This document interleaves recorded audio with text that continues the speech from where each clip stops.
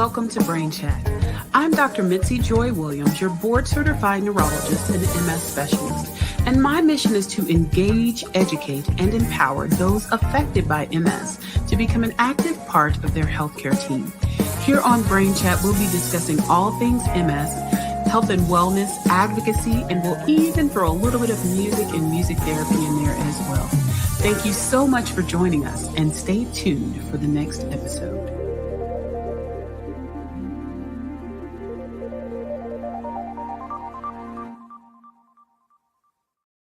Hello, everyone. Welcome to another episode of Brain Chat with the Nerdy Neurologist. I am Dr. Mitzi Joy Williams, the Nerdy Neurologist, and I'm so excited to be back with you guys talking about other topics and things that affect the MS community.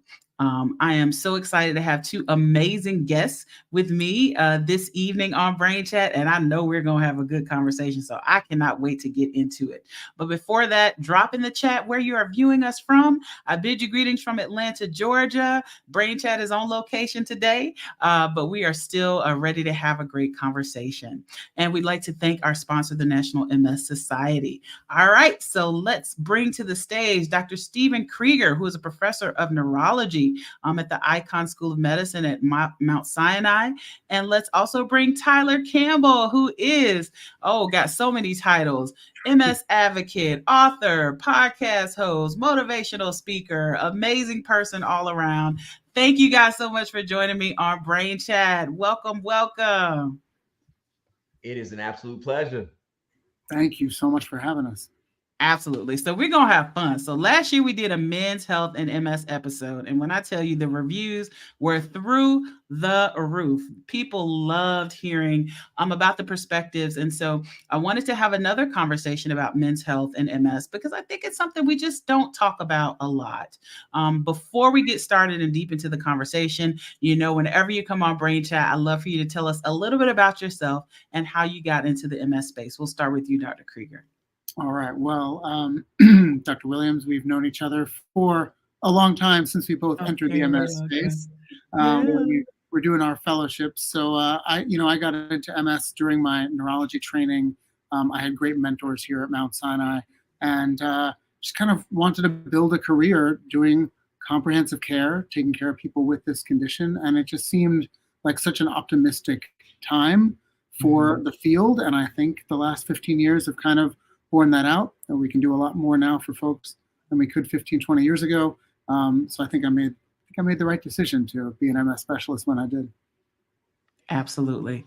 And I had the same thought. I just knew it was going to be the cutting edge of medicine. I know I probably said this 100 times, but I just knew that this field would change drastically before the end of my career. And I'm so excited to have been a part of many of those changes.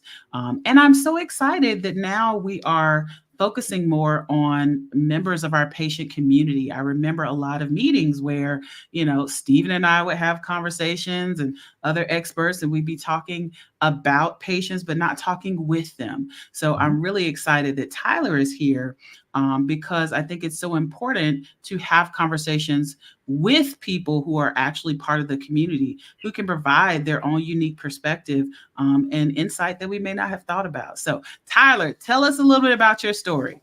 Yeah, absolutely. So if I would have known I'd be on something like this at the age of 21 when I was diagnosed, guys, I just the fact that you get to sit back and speak with neurologists, MS specialists, and I get to see the human side of who you guys are. Not everybody gets that opportunity. So I was diagnosed 21 years old at San Diego State University while on a football scholarship, and just woke up after playing a football game, and I could not walk and could not talk. That was my introduction to MS world, my introduction to understanding that there's a gap, if you will, in terms of people of color with MS, a gap as a male living with multiple sclerosis. And my life ever since the age of 24 has been about how do I use my story, how do I utilize vulnerability and transparency to just further push the needle in terms of visibility. Because in doing so, representation, it matters And it makes all the difference in the world in this MS fight. Yeah, it absolutely does, and when I think about underrepresented populations, all of us do a lot of work in this space advocating, for better care for everyone living with MS. But, my thought of underrepresented populations has really expanded over time.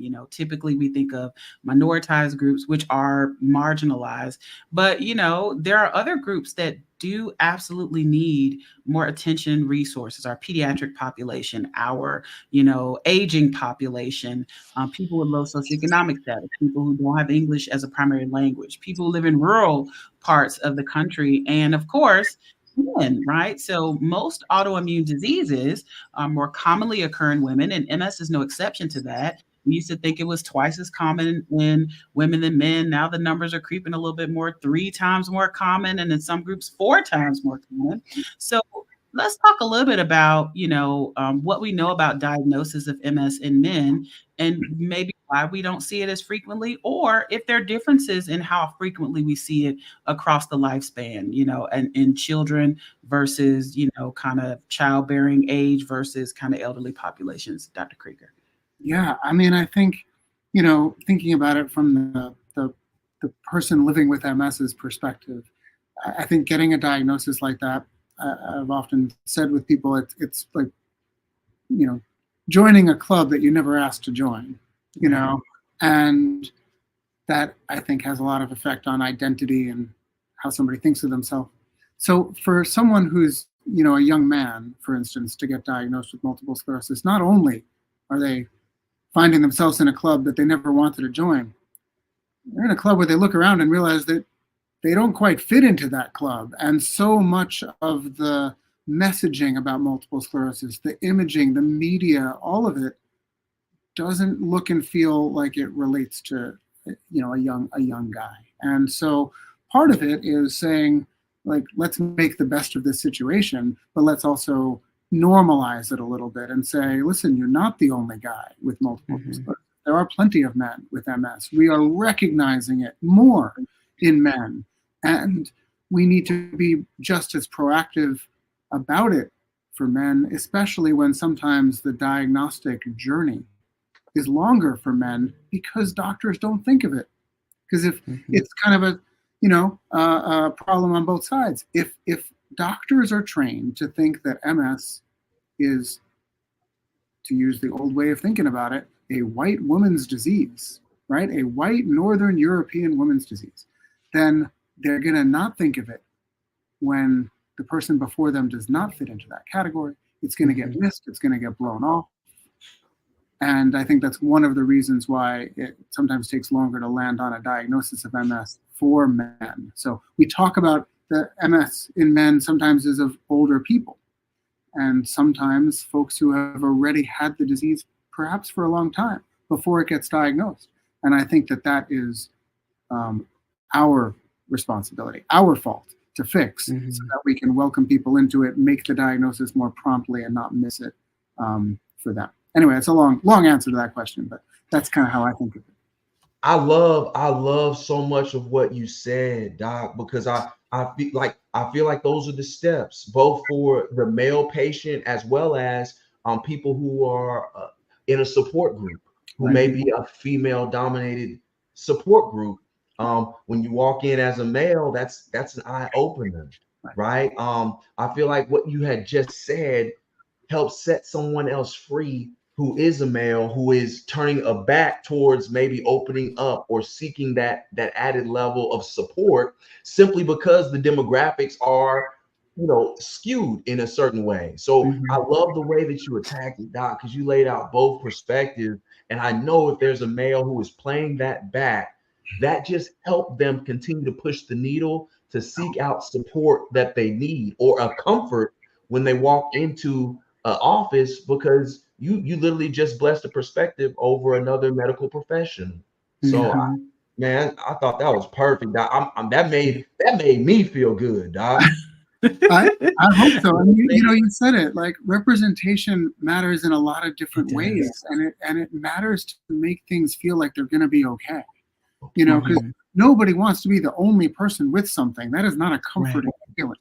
And so I do think that's important. What's interesting too, when you think about representation in the media, for instance, of MS, is actually there are some relatively high-profile people with MS who do break the mold a little bit. So Montel Williams being one, obviously visible guy. Jack Osborne, visible young man with multiple sclerosis, and even in the fictional world, the idea. Oh man, now I'm just lost the name of the show because it's from a long time ago. But the Aaron Sorkin show where the president of the United States has multiple sclerosis. Why did I just The West Wing? The West Wing, yeah. Wow. Okay. Yeah. Okay. So that's like an older man character, fictional character, but still representing multiple sclerosis, and yet people don't think of it for men, and I think we need to. And I think, so much, great, perspective in what both of you said. I think the other space is that we do also have to open a space for men to be able to say they're not okay. A lot of my folks that come in who've had symptoms for a long period of time, they're pushing through. They're like, my leg was dragging, but I needed to work. I didn't want to seem weak, et cetera, et cetera. And then maybe their wives drag them in, or their mothers, or someone else, a friend, a sister, is like, okay, listen, you need to go to the doctor because something is wrong. And I think we have to also open up that space so that people feel okay to be like, my leg is not legging today. I know that's not a word, but my leg is not legging today, and something is amok. And I need to go talk to somebody to figure out what's going on before this gets out of hand. Yeah, I think that's perfect. And Mitzi, I will never forget when having the chance to sit down with you and Dr. Annette Howard and hearing also other cases of when men finally get to the clinic. And for me and Doc, I'm sure this is how you guys feel, both of you, every day going into the office. For me, it made me feel like I've got to do more with spaces for men to feel like there are places that they can walk into to receive the healing, because I feel like it's waiting for us, right? In the appointment is the direction, right? Is the support, it's the beginning steps, but we're not getting there. And for me as an advocate, I know this is how you all feel going to sleep and coming to the office. You come in with a sense of urgency because you know there is a need to try to help save somebody's life. Right. And the more spaces that we create for men, just being selfish in this, right? Just for men, we got to get them in there to that, because that is the saving grace. And I'll never forget Dr. Annette talking about how, man, if you would have came to see me sooner, man, if you would have, and I can't imagine how gut-wrenching that is as a medical professional, because you're saying, if I could have had you sooner, sir, or ma'am, but go right ahead. I'm sorry. Yeah, I said it 3 times yesterday when I was in clinic, so true. Let's talk about, let's shift gears a little bit. So, we talk about the need, to have spaces open for people to, come to the doctor and feel comfortable saying, something is not working. I need to get this checked out before it gets really bad. We talked about the need for spaces of support, which we'll circle back to. But let's talk a little bit about, some of the symptoms or things that may affect men a little bit differently, right? We know each person with MS is different. Some people call it a snowflake disease because every snowflake is different and every person is different. But when we think about the characteristics, back to you, Dr. Krieger, are there any things that may be different? Is MS more severe in men? Do we see any difference in the way that it presents or starts, or the way that it changes over time? Yeah, so we have said for a long time in our field that MS can be worse in men. Right? Less common in men, but can be worse in men. And it's not always true. But I think that if that gives me a little bit more of an index of concern for that person, for whom there are some barriers to care and to access and to being part of the MS community, then that's worth my having that extra index of concern. I say the same, I feel the same way about minoritized populations, people that don't fit the mold of the sort of Northern European person with multiple sclerosis, because I feel like that my obligation is to lean in and lean forward and try to make sure that we're doing everything that we really need to do. And I think that's true for men.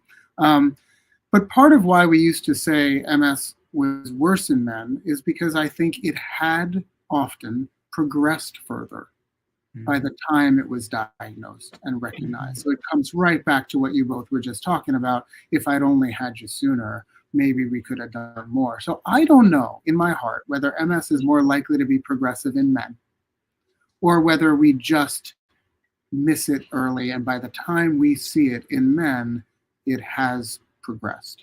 Yeah. But the textbooks are going to say MS is more likely to be progressive in men and have more weakness and more physical motor manifestations. But I don't think it has to be true. And you said MS is a snowflake disease, and I think that's true. I think what MS is also is a humbling disease because we can't be overly confident or overly sure about how someone's going to do, and we've got to stay humble to do right by people.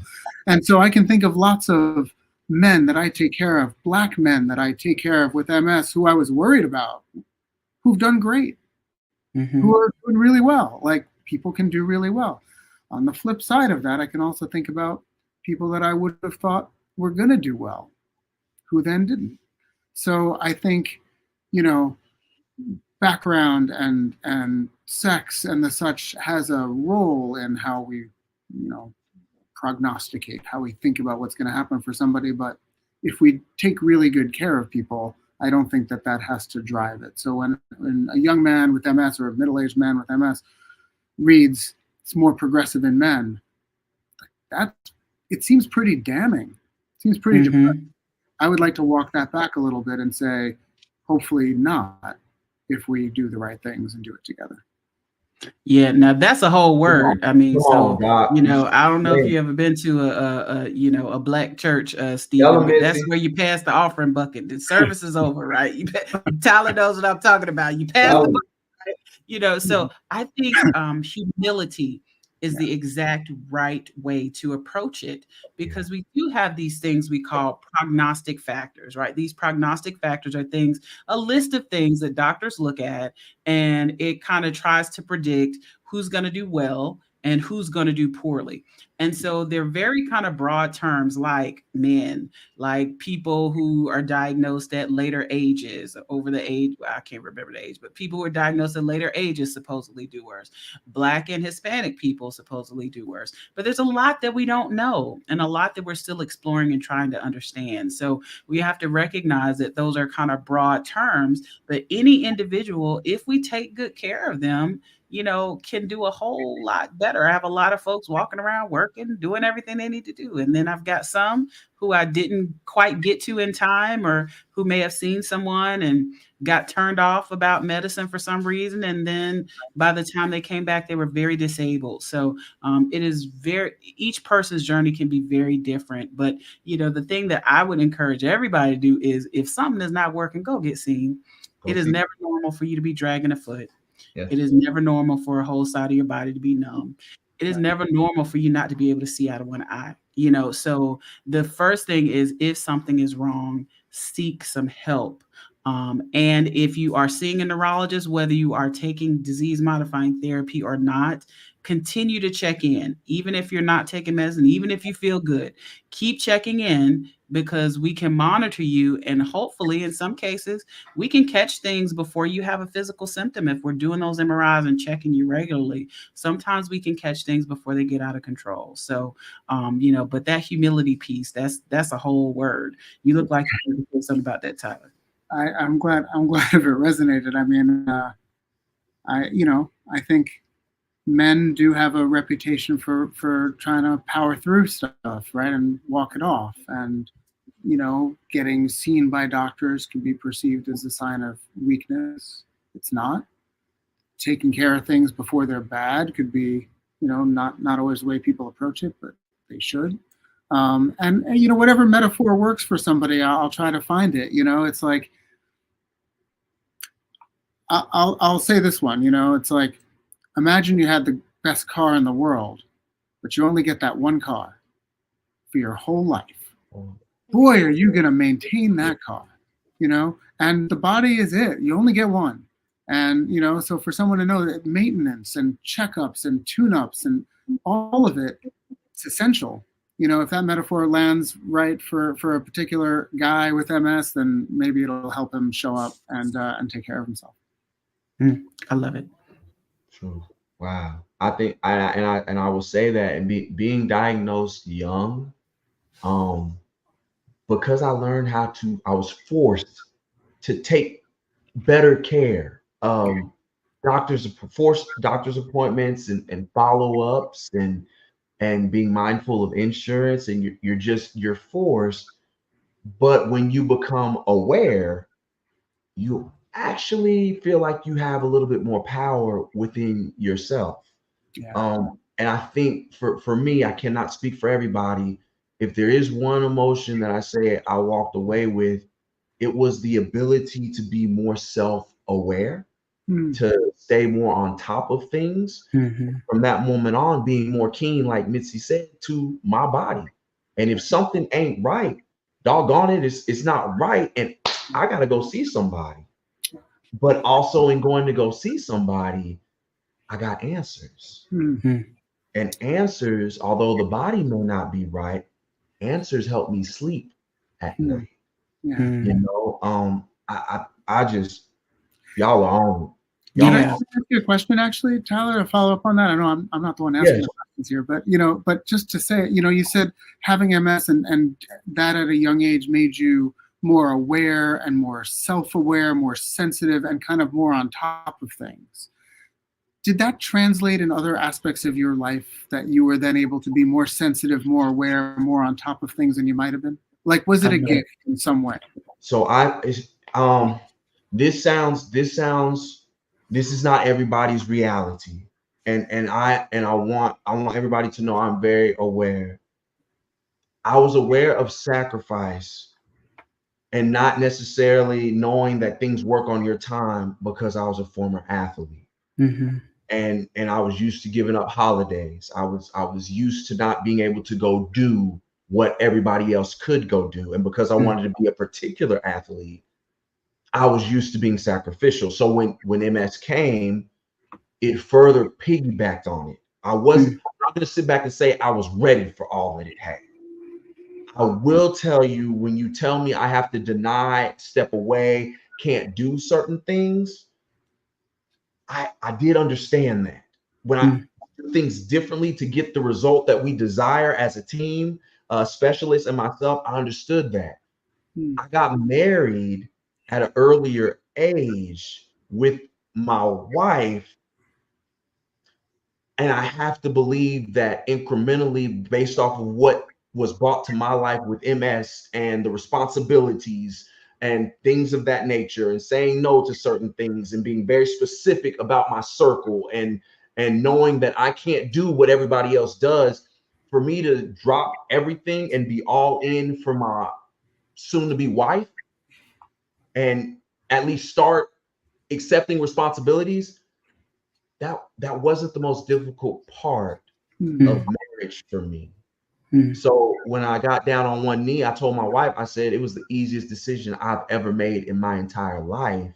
But I feel like I was prepared. You were prepared because of the things I had been through, and I didn't understand that it actually crossed over into mature relationships in my life, in terms of weeding out people who didn't need to be there, and giving whatever energy I had towards the people who did. And so yes, I will agree with you wholeheartedly on that, Doc. That I know that's not everybody's reality, but I can say that was for me. Let's go a little deeper there, and let's talk about this idea of, your life-changing course with diagnosis. So I have a lot of people who have dreams when they're diagnosed. I have a lot of folks who now, with the types of therapies we have, we're finishing graduate school, we're practicing, doing the things that we want to do. But there are some people, depending on what happens to them, who have this vision of their life that is basically kind of crushed, right? Because they maybe physically can't do, what they thought they were going to be doing. And it's difficult for women, but can be extremely devastating for my men, because I think, men and women, men are from Mars, women are from Venus, whatever. But men in terms of work is a really big part of the identity. I remember my father worked until he died. I mean, he retired from one job and got another job, and then after that job he got another job, because he just didn't know what to do if he wasn't working. And so let's talk about that idea of having to change course when you have this vision for your life, and then MS kind of blows that up. How did you go about finding new purpose and kind of shifting gears in the midst of that? For me personally, I had to reflect. So when you're laying motionless, let's keep it honest. When you're laying motionless, in a hospital bed, and you're in a split room between you and another person, a complete stranger, and there's a curtain between the two of you. My experience was, it was an elderly gentleman, and he had his whole family coming to see him. And I was in California. I had no family. So my room was silent, and it caused me to think. And when I thought about, after just getting the news that football was no more, that professional football would not be an opportunity, what I did was I had to step back, and with my spiritual life that I live, I had to step back and rewind over my life and look at where I am. I had to recognize that I'm a former alternative school kid who people wrote off, who had troubles of my own. I took a chance on myself going to California, a state where I have no family, but I believed in a dream that I wanted. I promised my mother an education. She told me, don't come back to Texas until you have your degree. I had to think about, I crossed the stage with multiple sclerosis, with a business management degree in my hand. And so I had to look back over like my life, and I had to see people, I had to see friends in my head, I had to see family. I had to recognize that there was another life for me to live. Mm. What was that? Say that again. Say that again. There was a There was whole another life for you to live. there's a whole nother life to live. So I had lived my life pre-MS, and even a little with MS. I had written the chapter. And so now that chapter had closed to, this is all you. You have multiple sclerosis. This is yours. What once was is not where I'm trying to take you to be. And so I can't sit back here and say that I understood it. What I did understand was that I had done what I was supposed to do up until that point. And now there was another new set of life that was waiting for me if I would be willing to walk through the door differently, meaning that everything back there, Mitzi and Doc, that was back there. That's not gonna be a part of me moving forward, but something else is. And I think that was I got curious about, well, I've been doing this all my life this one way. What does that look like? And you kind of start to dream, you kind of start to think, and you kind of start to get excited in a different way about the unknown. And the more you just kept physical therapy, the more you kept speech therapy, the more you're able to bathe yourself, the more you're able to feed yourself, you start to just get a little better feeling about who you see in the mirror, and knowing that there is something. I want to find out what that something is. And that's I think that's all it was for me. But it started with being alone, unfortunately, and really like thinking, just thinking. I had a lot of noise in my life.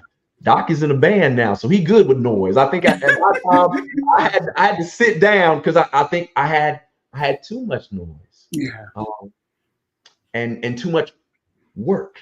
Got to be doing something. Gotta move on to the next. And I had to just no. You need to sit. You've been going. Mm-hmm. Just sit down for a second. And I had to be still. And that's hard. It's really hard. Man, I mean, that is such inspiration. I mean, for all of us, I mean, I think everybody can get something out of that, whether you have MS or not. What do those conversations look like when you're in the clinic, Dr. Krieger? You know, when somebody's coming to you and they're like, man, I had someone who was a truck driver and they can't see, and so you can't do that, right? So when you can't, how do you help, or where do you direct people to kind of, obviously we have to deal with it. We have to grieve it, right? We don't look over it and say it's not important because it is. But at some point we have to say, okay, well, what are the next steps? So how does that process look like for you when you're talking to your male patients in clinic? I would love to be able to give them a little bit of the perspective, Tyler, that you had, which is to kind of see the long view, which is really hard, I think, when you're like crossing a threshold into like a different life, or you've just like your story is such a dramatic and challenging introduction to multiple sclerosis for you. Like it really did change things on a dime for you. That is not always true, right, for folks with MS. Sometimes it kind of creeps in incrementally, gradually, small things here and there. And so for some folks, there is no moment where they're lying in the bed thinking one life just ended and another life is about to start, or like one door is closing. So I think for someone who's gone through what you went through, I think it really is all about like trying to reimagine what their future can look like, what we're going to do for them with treatment, try to shut the thing down and stop it from doing this again. So that's a big part of that early conversation. This thing has happened. Now, what are we going to do to try to keep it under control? But then also to acknowledge, as you said, that things may be different moving forward. And what can that look like? And I think it, if I tried to have that conversation with somebody laying in the bed when it was first happening, they would not be ready for that. So it's a process. Right, of getting to know a person, what they care about, what their values are, what they want. So one of the things I'll say, like, how do you figure that out as a doctor, right? It's hard, and we don't get a ton of time with people. So I try to see people a bunch of times to get to know them. But one of the things I will ask, or I'll ask is I'll say, here's what my goals are in terms of treatment, and here's what we're going to try to do medically. But what does good look like for you? Like, what does good care look like? What does a good outcome look like? It's not saying like, what are you scared of that we're going to try to prevent? It's saying, what does good look like? It's just the other side of that. And I feel like that kind of question can get people started thinking about, Tyler, what you found yourself thinking about, which is, what does the good look like? What does the good life look like? And then how can the medical care help target that for that person? So that's kind of a broad answer. I think, Dr. Williams, your example of like someone who drives for a living and now can't see, I mean, that's like the most tangible, like, well, what is this person going to do? And then, that's a conversation, not just with me, but with their family, with our social worker, with people who can sort of see the big picture of navigating disability and ability and employment and accommodations. I mean, one thing I'll say is, thankfully, we're living in an era where diversity of people and their abilities and disabilities is much more acceptable in the workplace than it was, 20, 30, 40 years ago. Absolutely. And that's a good thing, that we can try to help navigate people and get them accommodations so that they can still make good on their talents. But it might look different than how they thought that they were going to apply them. But it doesn't mean that the person can't work. If somebody is a truck driver and now they can't see well enough to drive, okay, can they manage the drivers? Can they manage the business? Can they manage the operations? Can they train drivers? How can they use the skills that they have and apply them without giving all of it up, even though they might not be able to do exactly what they did before? That's it. Yeah, Doc. I mean that's it. so much amazing advice. And I think, again, when we're talking about, one of the reasons I started doing Brain Chat is because I want to kind of have these practical conversations, but help people to, navigate. And I think, if anything, it's important for you to think about what good looks like, and think about, okay, if I can't do this, what are my goals? You can still have goals post diagnosis. You can still have goals. You can still have dreams. It just are going to not be the same ones you had. I love that, Tyler, you're writing it down right now. That was nice. I like that. I like that you wrote it down. That's always a good feeling. Hey, how dare I sit here with two amazing medical professionals and I don't take whatever notes that I can. I love that. What does good look like? What does good look like? And I got to be honest with you. Hey, my little fogginess. I'm Doc. If I don't write it, it ain't gonna get out there now. Listen, mine too. I got 4 kids, Doc, and they ain't gonna get out. It ain't gonna. 4. That's a beautiful. God bless you. Yes, God bless you. Woo. All right. So just a couple more things, so this is very amazing, because I love having these conversations, because they always go in a totally different. So this is not at all the direction that I was thinking, but this is exactly what whoever is watching this needs. You know what I mean? And even though this is a episode for men with MS, there's so much here that could, I think, help everyone, whether they have MS or not. So I think one more thing that I would like to, discuss is, we talked a lot, about, kind of changing perspectives. Let's talk about mental health in men. All right. Because this is a topic, my fellas. So a lot of my patients are very hesitant. I think that the focus on mental health has increased significantly, particularly since 2020 and the pandemic. You couldn't find a psychologist anywhere, or a psychiatrist, because everybody was booked, right? But I think there still is some hesitancy, about seeking mental health services. This idea of, I'm going to power through, it's going to be okay. I don't need, anybody to help me. My message to people is like, listen, if your chest was hurt, you're not going to sit there and be like, well, I'm just going to wait till it goes away. I'm just going to power through, right? So if your mind, your spirit, your heart is hurting to the point where you can't sleep at night, you can't function, you're not eating, you're having symptoms, you can't function like you're supposed to, you seek care just like you would seek care for a chest pain, or, something else in your body that is not working. It's not any less important. So talk to us a little bit about mental health services and kind of the importance of that. I'll go to you, Tyler, first, and then I'll go to you, Dr. Krieger.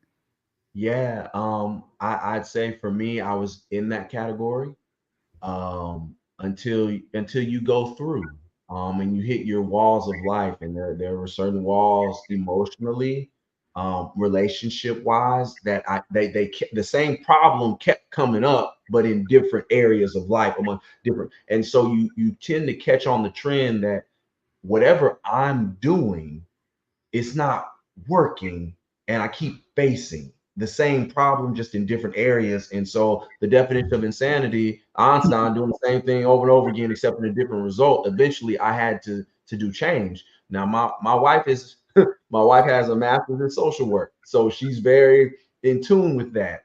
But I watched how much of weight was lifted off of her when she would come out of her appointment with her therapist. And I'm sitting back like, kind of want what you got. And what she said was, it's going to be difficult, but it's going to be worth it. Mm-hmm. And she said, if you can get a piece of mind without having to go through hell to get it, you'll see how beneficial that is for you in the long run. And what I do now, leading with men, is I've been seeing a therapist since just before the pandemic. And so I know how beneficial it has been through me. I've had my conversations of having to apologize to people that I've hurt in my past, that I've been carrying around excess baggage with. There's been conversations I've had to have with people about situations that we endured in our friendships and relationships, that changed me, not for the better. And I have to acknowledge that, so some of that weight can get off of me, because I'm battling an autoimmune disease. Yeah.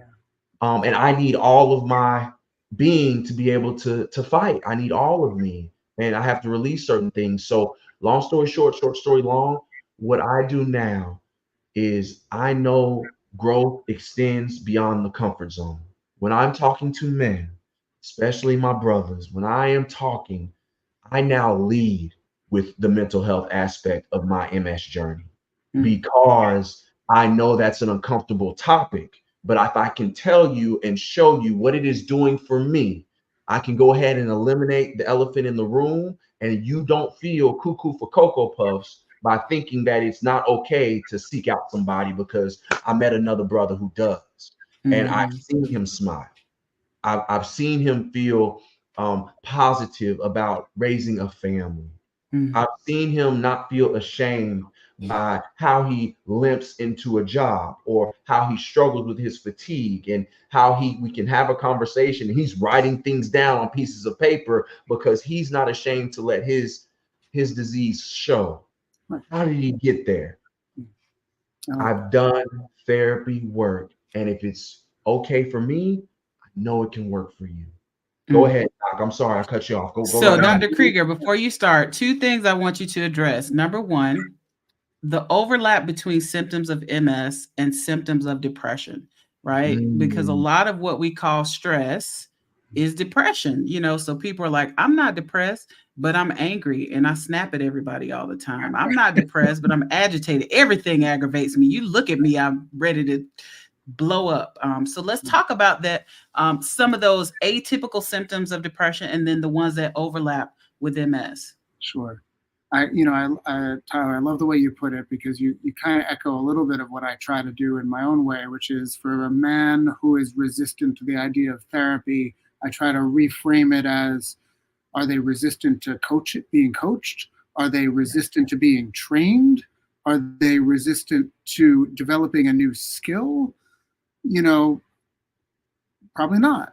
So if you frame it as, as you said, kind of you train outside your comfort zone, well, that's what all forms of training and self-improvement involve. And why should the mind be any different? So I kind of will sometimes use that, which is similar to what you said. But I think depression is very overlapping with a lot of MS symptoms. Cognitive fog, lack of motivation, lack of mental clarity. We've done studies here looking at depression and even things like gait speed. How fast somebody walks is affected if they're profoundly depressed. I mean, which makes sense. You picture someone who's profoundly depressed. Are they like running around, taking care of everything? No, it slows us down, quite literally. So that's some of the ways that I think MS and depression can really overlap. And they are both problems with the way someone's brain is functioning at that moment in time. And we can help the brains function in some ways with certain medicines. We can help the brains function in other ways by teaching it and training it to function better and differently. And so I'll try to come at it that way. But I'll give you an even more like personal anecdote on de-identify the people I'm talking about here. But very recently, I was talking to someone, and he and his partner were talking about how he forgets a lot of stuff that his partner tells him, and he doesn't pay attention to the things that his partner says. And that's the partner's view, and it's causing a lot of stress between them. And they're all kind of angsty about it and angry at each other, and there's blame. And is he just not paying attention? Does he just not care? And I said, listen, these are MS symptoms. It's the MS doing that, not him. And what we need to do here, and I sort of felt like a therapist in that context, I said, we need to separate the person from the disease. Let's blame the disease. Let's hate the disease. But let's not blame the person. Let's show the disease no mercy. And let's show the person grace. And that's the kind of thing that I think can help the way the intersection of MS and mood and relationships try to help take it apart and put it back together a little bit better. Whew, well, I don't know what to say after that, guys. I mean, I can say something, Missy. Go ahead. Residency down here in Austin, Texas. I'll be your first patient. You hear me? I will be. Hey, like my mama say, you say, I omit it. So will. I omit it. Oh, listen, this has been an amazing, amazing conversation that I know will bless and help so many people.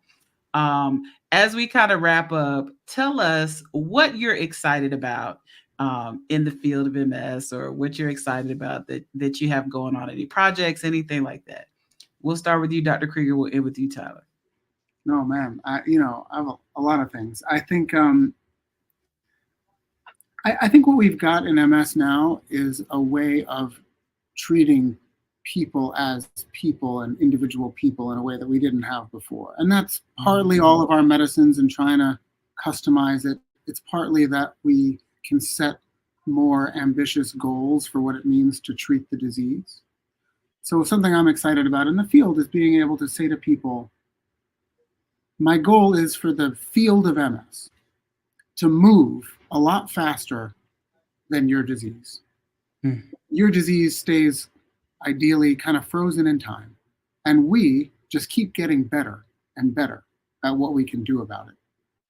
And I think we're getting there. I think we're at that point where for a lot of people, the disease, we can kind of freeze it. We can kind of freeze frame it. And the field and what we're able to offer and do is going to get better and better during their adult lives. And that to me is optimism. Yeah. I tell people my goal is social visits. We talk about your MS for 2 minutes, and then we talk about where you went on vacation. When somebody comes in and says, Doc, I really can't think of anything. That's my favorite kind of visit, and then I can show you pictures of my kids and what they did, when we went out of town, or, tell me about your grandbaby, or, whatever that is. So I think we're getting closer and closer to that. Tyler, I'll give you the last word, my friend. We have our panel series is that I try to do, traveling the country, going to communities where we are, and trying to merge the gap between the NFL and what we do, bringing MS patients towards NFL venues and surroundings for educational panels, because we know so many patients don't get the opportunity to go to games for their own belief of how they look, feel, because of the work it takes to go to prices, whatever. But then the other side of that, I think one of the biggest things is the conversations I have with other men of color, and leading with the topic of clinical trial. Mm-hmm. And I learned that from you, Mitzi. I've learned that because I participated in one, and that's kind of the forefront of when I talk to male patients. Mental health, yes. And then the other aspect of it is clinical trial. And so in the discussions that I'm having with male counterparts, I live for the conversation of the phone calls that I get back, or the emails that I get blessed to get back, that says, you know what? My doctor wasn't thinking about clinical trials, but once I opened up the door, we're now going down that road. And I'm so glad that I did. And so that I'm kind of living for those type of conversations, not far and few in between, I know, but when they happen, y'all, in terms of the registry, right? In terms of those things, the new things that the patients don't know about, that's kind of what living for now, in terms of we talking about lifting as we climb and pushing the needle forward. Mitzi, we need your research. As patients, we need y'all's research to push the needle forward. Yeah. And that's the only way we can do it. It's the only way we can do it. We gotta have documentation. Amazing. Well, listen, this has been such an amazing and uplifting conversation. I know we could go on, but people got to go eat dinner and all that good stuff. So I really appreciate both of your time, your expertise. You both are such amazing examples of how one person can make a difference, right? So for those people who feel like, whatever you have a passion about, whatever you're excited about won't make a difference, one person can make a difference. Dr. Krieger, with his humility, has virtually, really changed the way we think about MS course of disease with his topographical model. And you, Tyler, are literally changing the world of MS for each person you encounter, sharing your story and your vulnerability and your openness. And so it's just such an honor to get to work and speak with both of you today. So thank you guys so much for coming on Brain Chat. Thank you to everybody who tuned in. We will see you again in 2